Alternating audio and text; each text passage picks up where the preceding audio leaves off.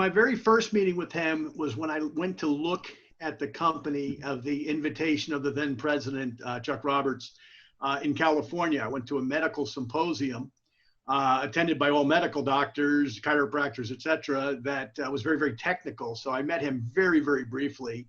But I was really there to see if the science and the information I was being told was accurate as far as the medical, the medical industry was concerned. And I found that it was. To a man and a woman in the medical profession, they felt that this product was validated. Mr. Roberts invited me to come to Montreal. I decided to bring two people with me. One was a friend of mine from Toronto who was roughly 10 years older than me. The other was a young lady here in Dallas who was roughly 10 years younger than me, who was studying to be a chiropractor. So I figured, let me bring a woman with me, let me bring a man with me, let me bring two different ages with me, because people see things through different sets of eyes. So we went to Montreal. We had the tour of the company. And finally, we got to meet with Dr. Bounous. And when we met with Dr. Bounous, my first memory was that his office was like mine. It was a mess. There was just stuff everywhere, papers and books and studies and all sorts of things. And I immediately liked him when I met him. He was a very, very nice and very kind man. But when we got talking, he said, "Oh, I'm so sorry. My office is a mess. I just returned from Italy." I said, "Wow, were you on vacation, doctor?" And I knew he was Italian. I assumed he had family over there. He said, "No, no, no." He says, "I was at the Vatican, and I was at the Vatican Library, and this has stayed with me all these 24 years later. I was at the Vatican Library studying what Hippocrates had to say about the immune system in the original Latin text, and apparently the only place that you can do that in the world is at the Vatican Library." And I looked at my two friends and I said, "I don't know what either one of you are going to do with this, but I'm in. I'm ready to go." My mother was already using the product. I was already using the product, so we knew a little bit about the product. But once I met the man, it really captivated me, where I made a commitment to do this for the rest of my life.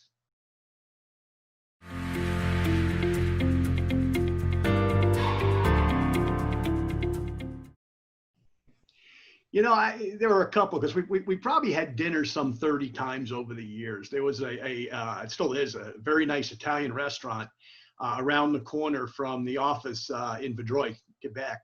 And, just driving with him back and forth in the car. A lot of times I flew in, I didn't have a car, so I would automatically jump in his car so that we could talk a little bit.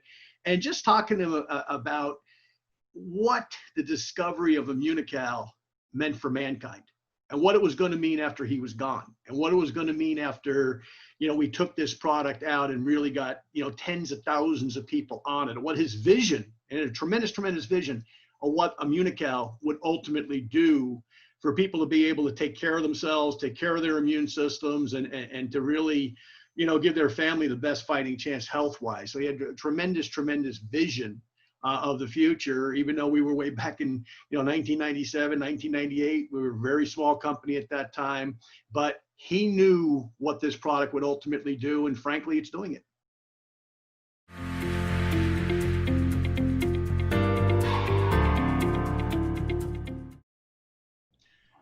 Charming, super, super smart. I guess that's 3 words.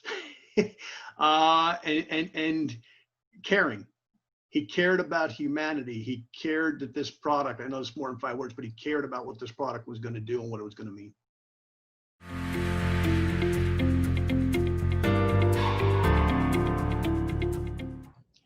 It was fun. He was a fun man. He always had a smile on his face. He was very intense.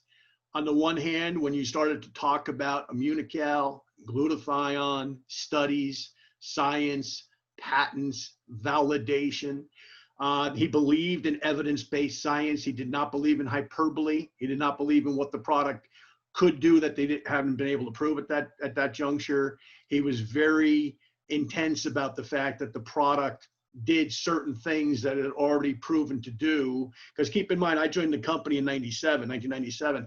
And the science started in 1975 between him and Dr. Kongshav. And then the first paper, of course, was written in 1978. So, these guys had been at this for, 2 decades by the time that I came along. So, he was coming from this tremendous basis of fact about what Immunical did. And he was talking facts about what it would do not what it could do, but what it would do, and what he potentially believed that it might do down the road, which, once again is been coming to fruition.